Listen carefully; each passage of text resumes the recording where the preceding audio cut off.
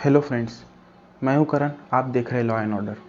आज की हमारी वीडियो का टॉपिक है डिफरेंट टाइप्स ऑफ केसेस में बेल एप्लीकेशन कब और कैसे फाइल करना चाहिए। तो आइए चलते हैं हमारे वीडियो के टॉपिक की ओर। तो बेल की नज़रिए से अगर देखा जाए तो ऑफेंसेस दो टाइप्स के होते हैं, एक है बेलेबल और दूसरा है नॉन बेलेबल। तो पहले हम बात करेंगे बेलेबल ऑफेंस की। तो देखिए, बेलेबल ऑफेंस में होता ये है कि जनरली पुलिस आपको अरेस्ट करने के बाद पुलिस स्टेशन से ही बेल दे देती है। मतलब कि आपसे बेल बॉन्ड पर सिग्नेचर लेकर आपको वहाँ से रिहा कर दिया जाता है और आपको एक डेट बता दी जाती है कि इस डेट पर चार्जशीट फाइल होनी है और आपको उस डेट पर कोर्ट के सामने प्रेजेंट होना है, या फिर कभी कभी आपको वो डेट नहीं बताई जाती। तो दोनों ही कंडीशंस में करना ये होता है कि अगर आपको पहले से डेट बता दी गई है कि इस डेट को हम चार्जशीट फाइल करेंगे, तो आपको उस डेट को कोर्ट पे बताए गए टाइम पे प्रेजेंट होकर एक अपना बेल एप्लीकेशन फाइल करना है, जिसमें इजीली आपकी बेल हो जाएगी। और अगर दूसरी कंडीशन है जहाँ पर आपको डेट नहीं बताई गई है, तो ऐसे में आपको कोर्ट की नोटिस या समन्स आने के बाद उसमें दी गई डेट पर कोर्ट पे प्रेजेंट होकर आपको अपना बेल एप्लीकेशन फाइल करना है। और एक तीसरी कंडीशन ये हो सकती है कि ना ही आपको डेट बताई गई है और ना ही कोर्ट से कोई समन्स या नोटिस आई है, लेकिन आपको पता है कि आपके ऊपर बेलेबल ऑफेंस का मुकदमा चल रहा है, तो आप खुद होकर उसकी डेट पे प्रेजेंट होकर एक बेल एप्लीकेशन फाइल कर सकते हैं, जिसे कि सरेंडर बेल कहा जाता है। तो इन तीनों ही सूरतों में आपकी बेल होना लाजमी है। तो अब हम बात करते हैं सेकेंड टॉपिक पर, जो कि है non bailable offence. Non bailable offence में different types of bail applications होते हैं, जो कि अलग अलग टाइम पर हमें फाइल करने होते हैं। तो मान लीजिए किसी अक्यूज्ड पर नॉन बेलेबल ऑफेंस का एफआईआर दर्ज हो चुका है और पुलिस ने उसे अरेस्ट कर लिया है।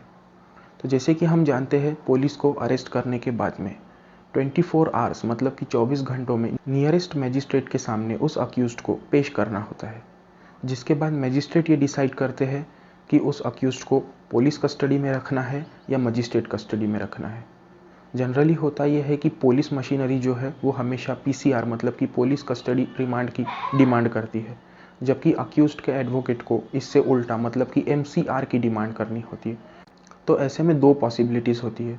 एक तो मजिस्ट्रेट ये ऑर्डर कर सकते हैं कि अक्यूज्ड को कुछ दिन और पुलिस कस्टडी में रखा जाए, या फिर मजिस्ट्रेट ये ऑर्डर कर सकते हैं कि अक्यूज्ड को मजिस्ट्रेट कस्टडी में रखा जाए। तो अगर मजिस्ट्रेट ये ऑर्डर करते हैं कि पुलिस कस्टडी में अक्यूज्ड को रखा जाए, तो उस दौरान आप बेल एप्लीकेशन नहीं फाइल कर सकते। पर जैसे ही अक्यूज्ड को मजिस्ट्रेट कस्टडी में मतलब कि एमसीआर में मतलब ही जेल में रखने की ऑर्डर हो जाती है, उसके बाद आप any time bail application file कर सकते हैं। तो अगला बेल एप्लीकेशन है एंटीसिपेटरी बेल का। जब अक्यूज्ड पे कोई नॉन बेलेबल ऑफेंस की एफआईआर दर्ज होती है और अक्यूज्ड पुलिस की हिरासत में नहीं होता, मतलब कि वो अब तक किसी वजह से पुलिस उसे अरेस्ट नहीं कर पाई है, तो ऐसे में हाई कोर्ट या फिर कोर्ट ऑफ सेशंस के सामने आप एक एंटीसिपेटरी बेल एप्लीकेशन फाइल कर सकते हैं, जिसमें अगर कोर्ट अक्यूज्ड को बेल देती है तो इसके बाद पुलिस उसे अरेस्ट नहीं कर सकती।